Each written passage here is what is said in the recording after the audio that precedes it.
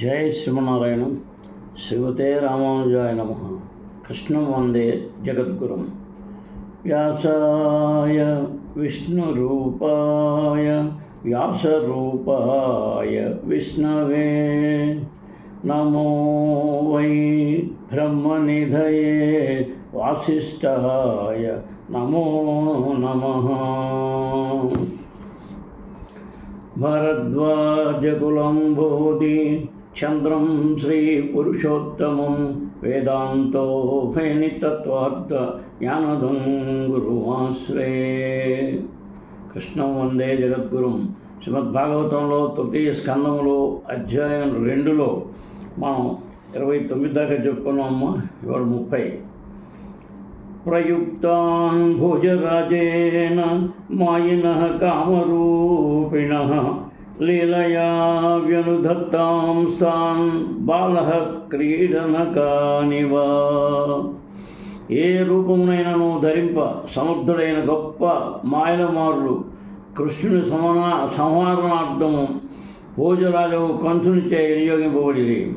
కానీ తన లీలలు కావించుచు ఆ భగవానుడు బాలుడు ఆట బొమ్మలను పొగలు కొట్టినంత సులభంగా వారిని వధించెను. జన్మించనుందనే శ్రీకృష్ణుని వధించవలని దానవుడకు కంసుడు కోరి ఉండను. కానీ ఆ కార్యమును కావించుటలో అతడు విఫలుడయ్యను. అయినను శ్రీకృష్ణుడు వృందావనమున నందమహారాజు గృహమునందు వసించుతున్నాడనడి సమాచారం మాత్రం అతడు పొందను. వెంటనే అతడు అద్భుత కార్యము నిర్వహించువారును కోరిన ఏ రూపునేను ధరింపగలవారును అగు పలు మాయమారులను ఆ కార్యార్థమై నియుక్తము చేసెను. వారందరూ అఘ, బక, పూతన, శకట, తృణావర్త, ధేనుక, గర్ధభముల వంటి వివిధ రూపములలో బాలభగవానుని ఎదుట ప్రత్యక్షమై అవకాశము దొరికినప్పుడెల్లా అతనిని చంపయత్నించేది. కానీ కేవలము బొమ్మలతో ఆడుతున్నాడా అన్నట్లుగా ఆ భగవానుని చేత వారందరూ ఒకరి తరువాత ఒకరు వరుసగా మరణించిరి. పిల్లలు సాధారణంగా బొమ్మసింహాలు, ఏనుగులు, ఎలుగుబంట్లు వంటి వాటితో ఆటలాడుచుందరు.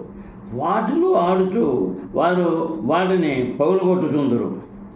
అదే విధముగా సర్వశక్తివంతుడైన భగవాను ఎదుట ఎంతటి శక్తివంతుడు జీవుడైనను ఆటలాడు బాలుని హస్తముందలి బొమ్మ సింహం వంటి వాడే. ఎవ్వరును ఏ స్థాయి ఎందునో భగవానుని అతిశయింపలేరు. కనుక ఎవరునూ అతనితో సమానులు కానీ అధికులు కానీ కాచాలరు. అలాగునని ఏ విధము యత్నము చేతను ఎవ్వరునూ అతనితో సమాన స్థితిని పడజాలరు. జ్ఞానము, యోగము, భక్తి అన్నవి ఆధ్యాత్మిక అనుభవం యొక్క 3 సమ్మతింపబడిన విధానములై ఉన్నవి. అట్టి విధానముల యందలి పూర్ణత్వం పంచునే కోరిన జీవిత గమ్యము ఆధ్యాత్మిక విలువయందు వైపునకు చేర్చును. కానీ దాని భావము అట్టి యత్నము ద్వారా అతడు భగవానునితో సమానముకు పూర్ణత్వము పడేనని కాదు. ప్రతిస్థితి యందు భగవానుడే. తల్లియగు యశోద ఒడిలో బాలుని వలె ఆడుకొనినప్పుడును, లేదా దివ్యులైనట్టు తన మిత్రులతో గోపాల బాలుని వలె క్రీడించినప్పుడును అతడు షడ్విభూతులలో కొద్దిపాటి తరుగును లేకుండా భగవానునిగానే కొనసాగును. ఆ విధంగా ఆ దేవదేవుడు సర్వదా అసమానుడై ఉండును. అమ్మా, నిపన్నాన్ విషపానేన నిగృహ్య భుజగాధిపం ఉత్తాప్యాపాయద్గామస్థో వస్తతోయం ప్రకృతి స్థితం. యమునా నది అందలి కొంత భాగం సర్పాధిపతిచే అంటే కాళీయుడు విషప్రాయమైన కారణమున బృందావన వాసులు గొప్ప కష్టములచే కలత నొందిరి. ఆ దేవదేవుడు జలమునందలి సర్పరాజును దండించి తరిమివేసెను. నది నుండి బయటకు వచ్చిన పెదపాతడు గోవులచే నీటిని త్రాగించి జలము తిరిగి తన సహజ స్థితికి వచ్చినదని నిరూపించెను. అయా జయద్ఘోషమేన గోపరాజం ద్విజోత్తమైః విత్తస్య చోరుభారస్య చికీర్షం సద్వయం విభుః దేవదేవుడుకు శ్రీకృష్ణుడు నందమహారాజు యొక్క ధనమును గో అర్చనమునకై వినియోగింపగోరెను. దానితో పాటు స్వర్గాధిపతియకు ఇంద్రునికి గుణపాఠము సైతము చెప్పగోరెను. ఆ విధంగా అతడు విద్వాంసులకు బ్రాహ్మణుల సహాయమున గో అర్చనము అంటే పచ్చిక బయళ్ళు గోవుల అర్చనము కావింప తండ్రికి ఉపదేశించను. ఎల్లరకు గురువైన కారణమున శ్రీకృష్ణ భగవానుడు తన తండ్రి నందమహారాజుకు సైతము బోధ కావించను. నందుడు ధనవంతుడైన కౌలుదారుడును పెక్కు గోవులను అధిపతి అయి ఉండను. ఆనవాయితీగా అతడు ప్రతి సంవత్సరము స్వర్గాధిపతికి ఇంద్రుని పూజను అతి వైభవముగా నిర్వహించేవాడు. సామాన్య ప్రజానీకమునకు అట్టి దేవతార్చనము సైతము వేదవాజ్పేయమున ఉపదేశించబడినది. భగవానుని గొప్పదైన శక్తిని వారు అంగీకరించినట్లు చేయుటకే అది తెలుపబడినది. విశ్వకలాపములకు సంబంధించిన పలు కర్మల నిర్వహణ కార్యమును చక్కగా వీక్షించుటకు భగవానునిచే నియమింపబడిన సేవకులే దేవతలు. కనుకనే దేవతల ప్రీత్యర్థము మనుజుడు యజ్ఞ నిర్వహణ కావ్యంపోలనని వైదిక గ్రంథములందు ఉపదేశించబడినది. కానీ దేవదేవుడుకు శ్రీకృష్ణుని భక్తుడైన వాడు దేవతలకు ప్రీతిని కలిగించిన అవసరము లేదు. జనసామాన్యము చేయబడి దేవతార్చనము దేవదేవుని పరమశ్రేష్టత్వమును సమ్మతించుటకు చేయబడిన ఏర్పాటు వంటిది. కానీ దాని అవసరం ఏమాత్రమూ లేదు. కేవలం భౌతిక లాభం ఊరికే అటువంటి ప్రేమను కూర్చొని కార్యం సాధారణంగా ఉపదేశించబడును.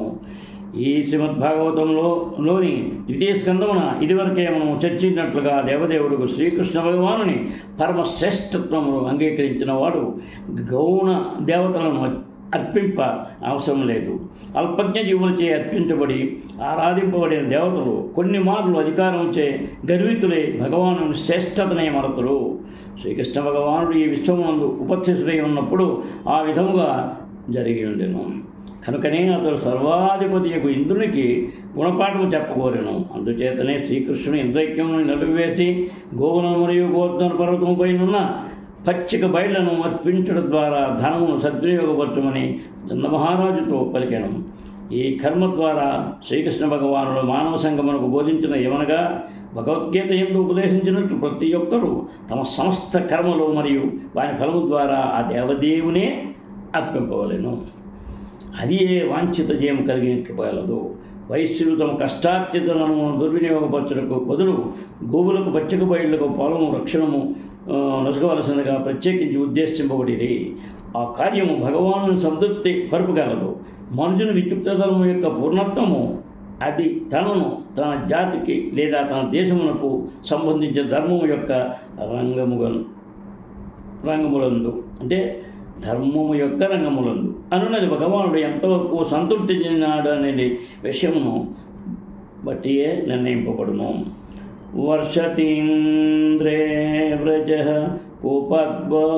కోపోద్భగ్నమానేతి ఫాల్వః గోత్రలీలాతపుత్రేణ త్రాతో భద్రానుగృహ్ణాంత.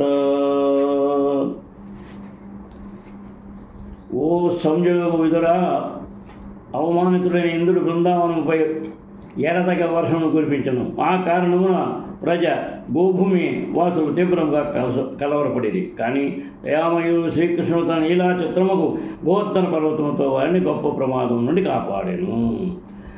శరచ్చ శిఖరైర్వృష్టం మానయన్ రజనీముఖం గాయన్ కలపదం రేమే స్త్రీణాం మండనః. సంవత్సరంలోని 3వ ఋతువందు భగవానుడు కాంతా సమూహపు కేంద్ర సౌందర్యముగా వారిని తన మనోహరము గీతములచే ఆకర్షించుచు చంద్రకాంతిచే దీప్తమైన శరద్రాత్రిన ఆనందించను.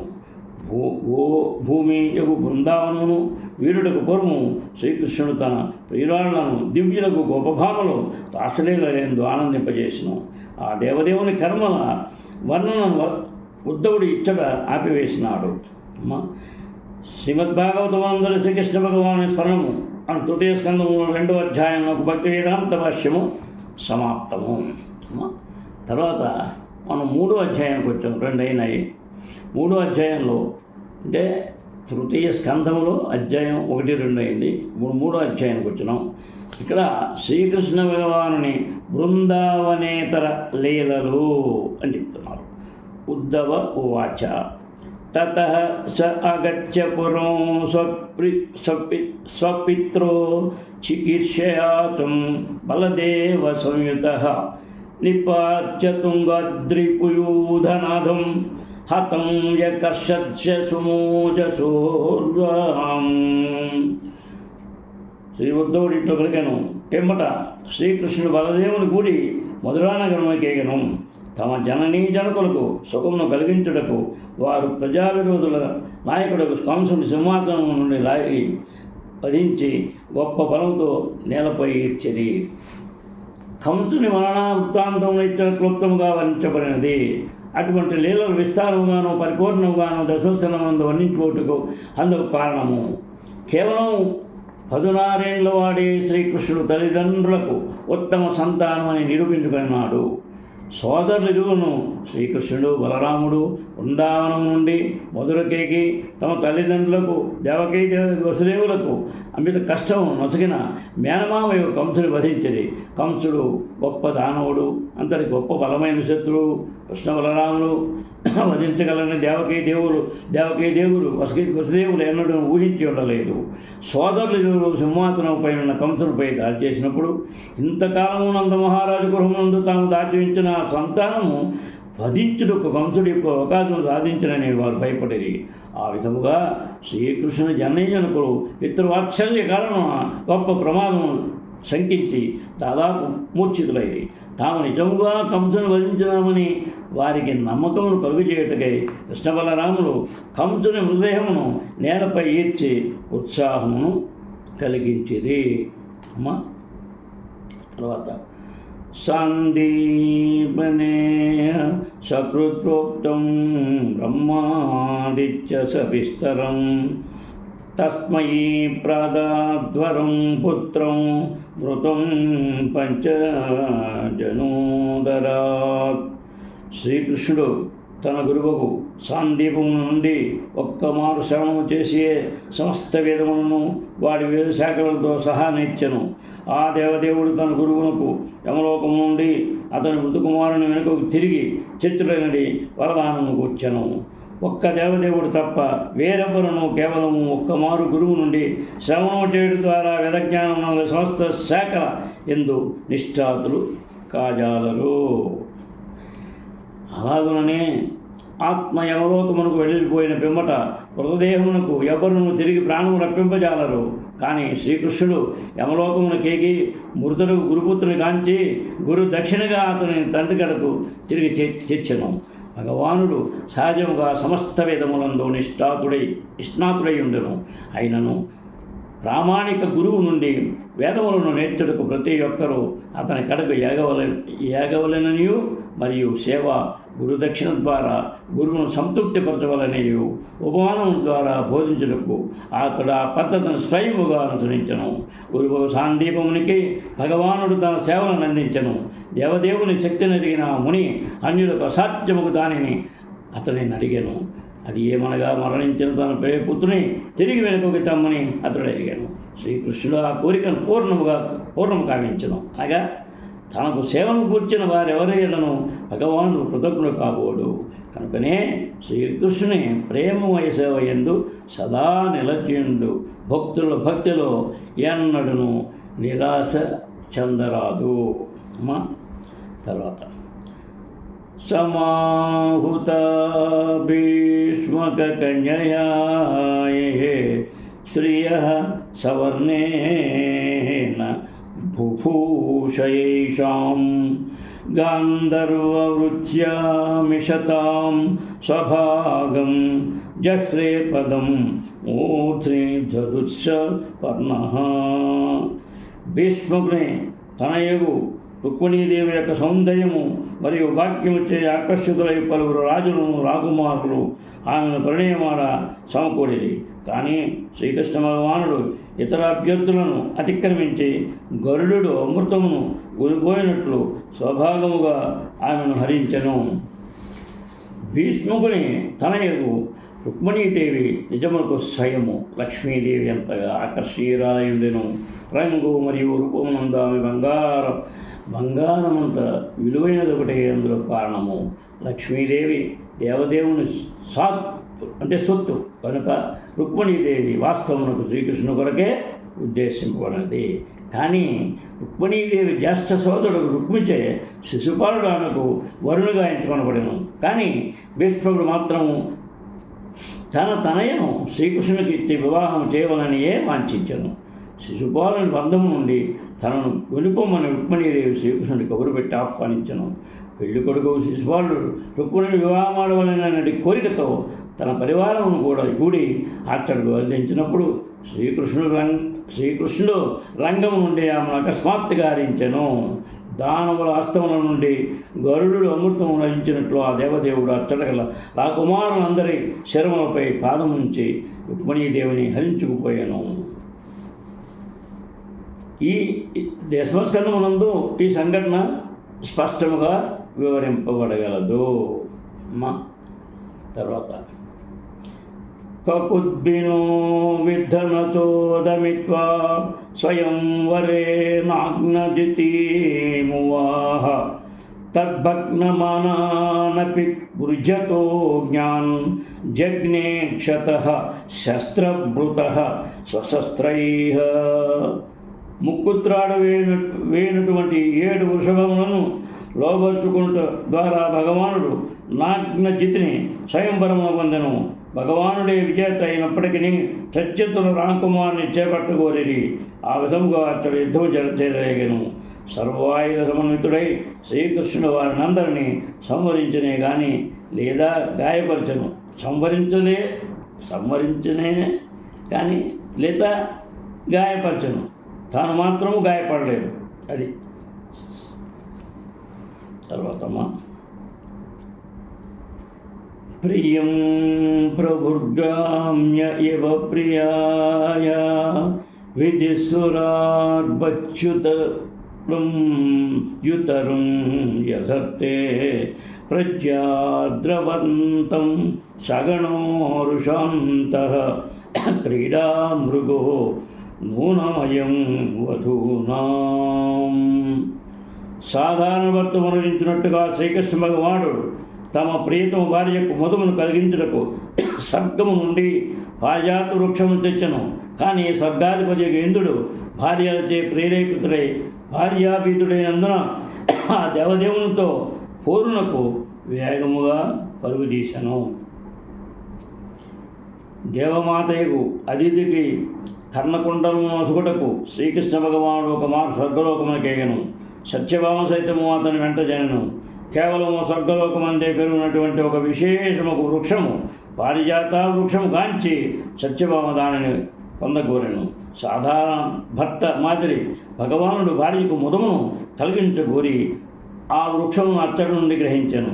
వజ్రాయుధారి ఇంద్రునికి ఆ కార్యం క్రోధములకు గురి చేసెను. భగవానుని వెంటబడి యుద్ధము చేయుటకు ఇంద్రుని భార్యలు అతని ప్రోత్సహించేది. ఇంద్రుడు భార్యాభీతుడుకు భర్తయును మూర్ఖుడును అయిన కారణమున భార్యల మాట విని కృష్ణుడితో యుద్ధము చేయి సాహసించను. సమస్తము శ్రీకృష్ణ భగవానునికి చెందినదని విషయము మరచిన కారణమున ఈ సందర్భమున అతడు మూర్ఖుడే అయ్యను. స్వర్గరాజ్యం నుండి వృక్షము లయించినప్పటికీ శ్రీకృష్ణ భగవానుని ఎడ ఎట్టి దోషమును లేదు. కానీ ఇంద్రుడే భార్యాలుడైన కారణమున శచీదేవి వంటి సౌందర్యవతులకు భార్యలచే అధికారము చెలాయించబడి మూర్ఖుడేను.